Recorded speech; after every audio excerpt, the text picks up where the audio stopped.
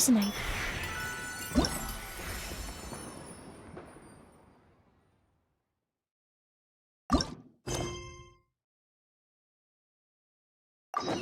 Oh, just a moment, please.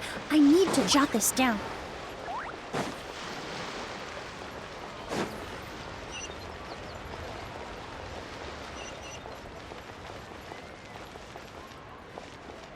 Are these lanterns?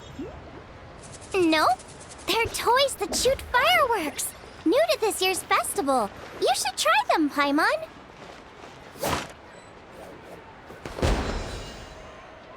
Whoa, it's beautiful!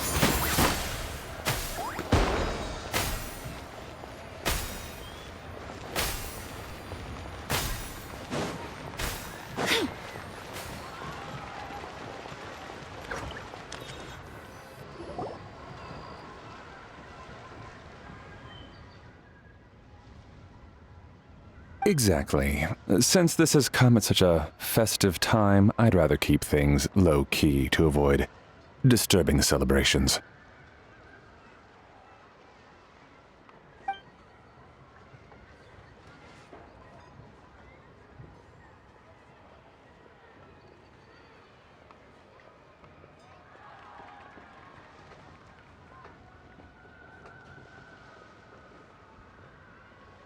Sure, but let's stick with something small.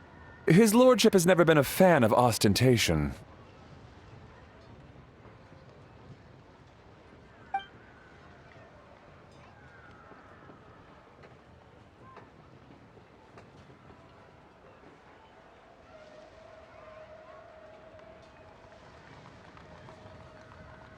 It sounds perfect. You think of everything, Director Who.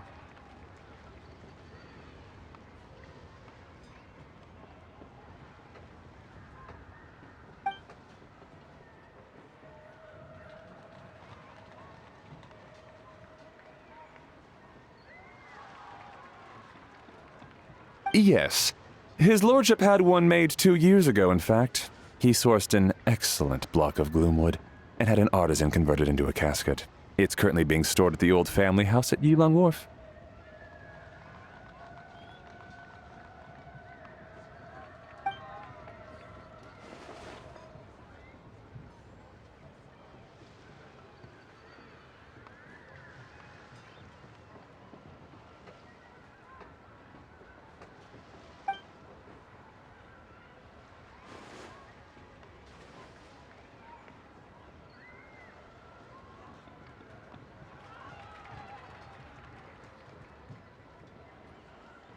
It's like you read my mind.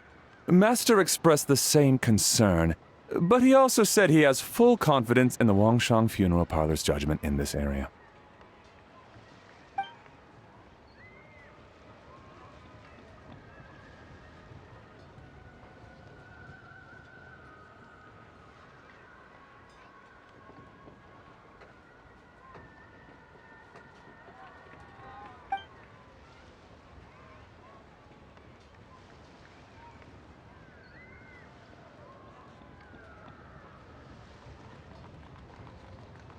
That sounds ideal. Oh, and we should put some rugs down, make them tortoiseshell. His lordship is very fond of that color.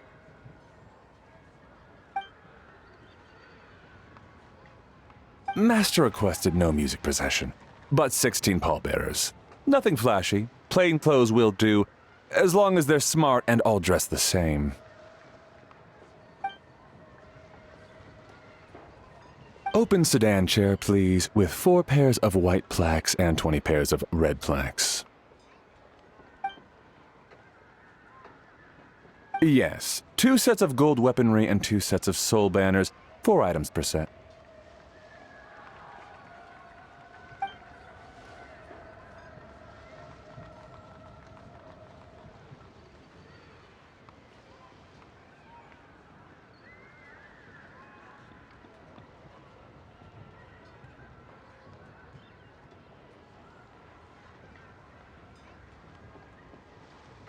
That will do nicely.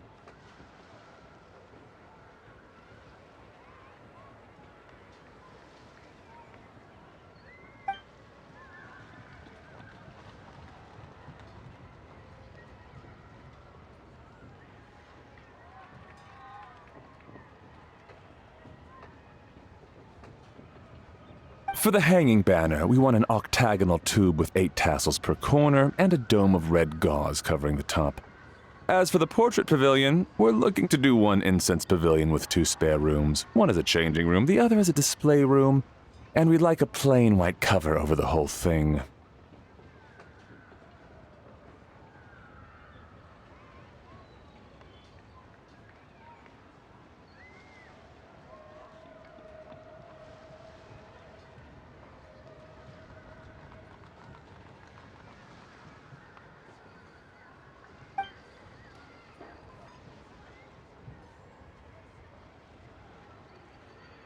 Ah, I knew I missed something. The family neglected to consider that in their sorrow, but it's a minor detail. What would your suggestion be?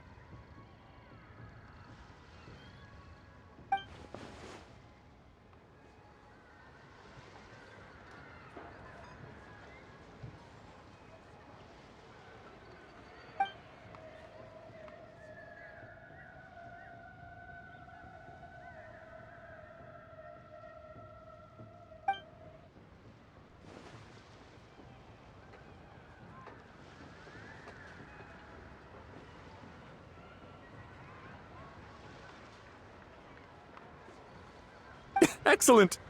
I must say, Director Who, you really understand your clients.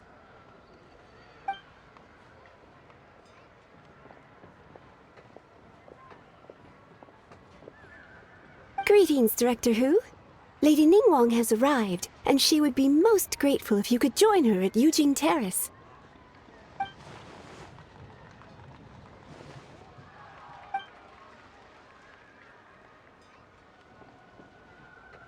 Of course. I've taken plenty of your time already. Don't let me keep you.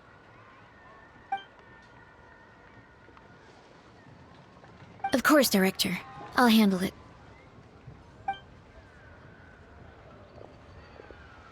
The Who family is truly blessed. It seems their directors go from strength to strength with each generation.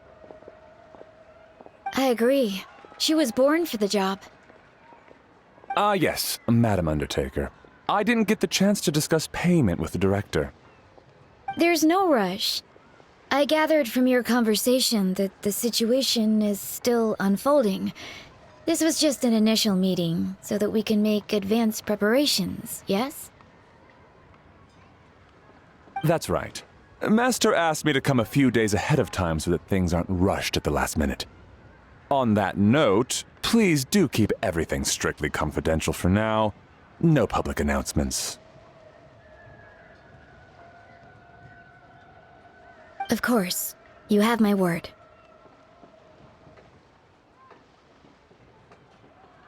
Thanks.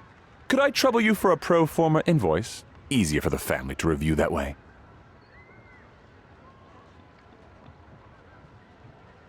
I'll get that to you in due course. Oh, hello. Can I help you?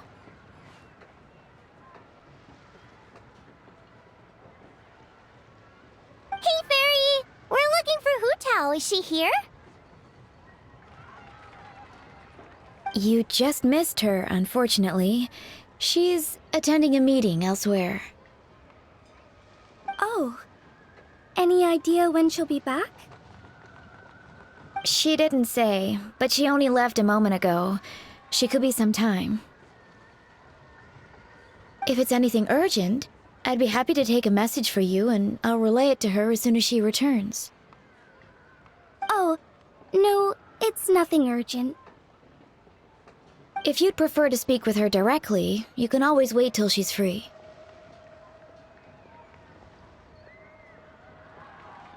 Well, this sucks. Paimon thought Hu Tao would be done with work by now. I guess she's got more on her plate than we realized. Well, there's not much point in hanging around here.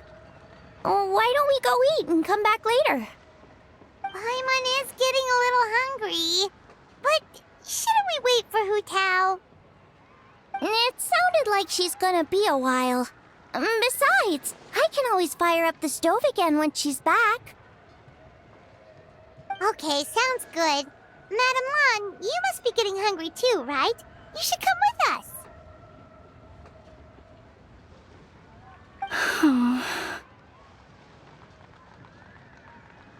Madame Lan? Oh, sorry. I spaced out. Whatever works for you. Alright, Fairy. We'll head off then. Can you let Hu Tao know where we are when she gets back? Sure. Take care, everyone.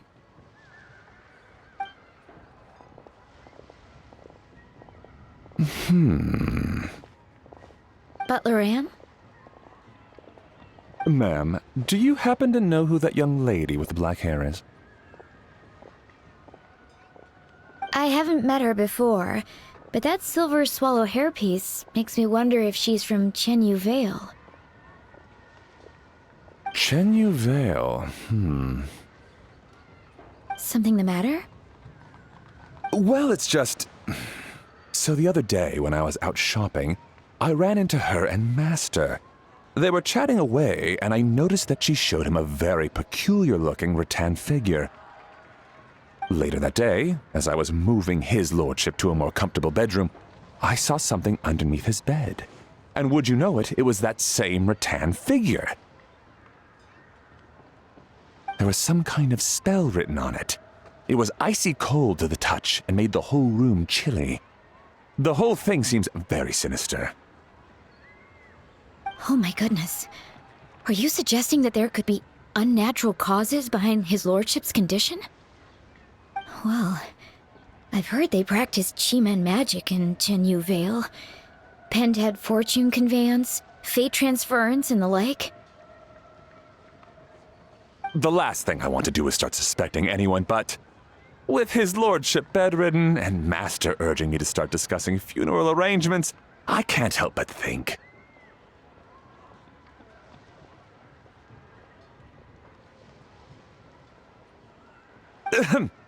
Sorry. Look at me rambling away. I'm sure I'm just being paranoid. Please forget I said anything, and certainly don't repeat this to anyone else.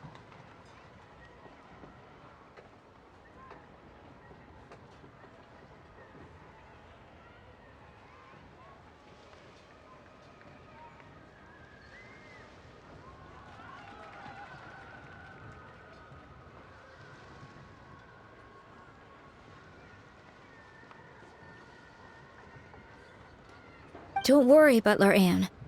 The Wangsheng Funeral Parlor understands the importance of discretion. Client confidentiality is paramount.